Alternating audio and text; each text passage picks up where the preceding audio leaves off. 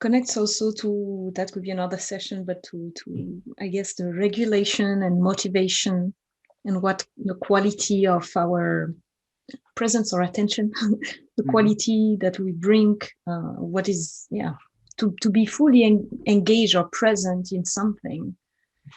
There are many things that we as a teacher, we cannot control someone else, but we can create the conditions in which the student is more likely to engage. Absolutely, absolutely. And one of them is presence, of course, because presence, as we saw earlier, presence leads to awareness and being present and moving one's present. So in the classroom, what I'm going to do is do absolutely everything to make my students present. And so one thing, for example, is to use word charts, which is done in the silent way, because when I'm pointing on a word chart, as soon as the pointer moves, what was shown has disappeared. And so the student has to be there watching as I point different things. And so they are held present. And this is one of the techniques that is used in the silent way to make sure people are present. And because if they're not, well, what can I do? They're wasting their time and I'm wasting their time. And so the silent way is filled with different techniques for making sure that people are present. And teachers know this. I mean, when I was in primary school, my teacher would say, there was a kid called Kevin, and Kevin was always,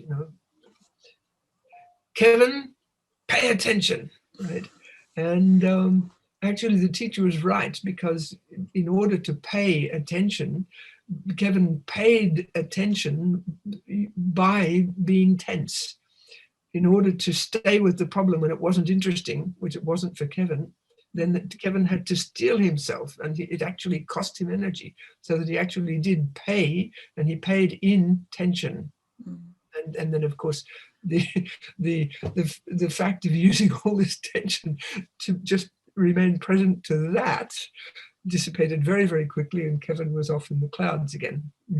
But the teachers know this, and this is why they say in primary school, Kevin, pay attention, right? And because much more important, of course, to make whatever that we would like Kevin to be paying attention to so intrinsically interesting that Kevin doesn't have to pay any attention at all, but is just present to this because this is where Kevin would like to be, and there's no reason why that shouldn't be the case. Yes. And so teaching has to be absolutely rethought so as to make absolutely sure that it's organized in such a way that everyone wants to be there.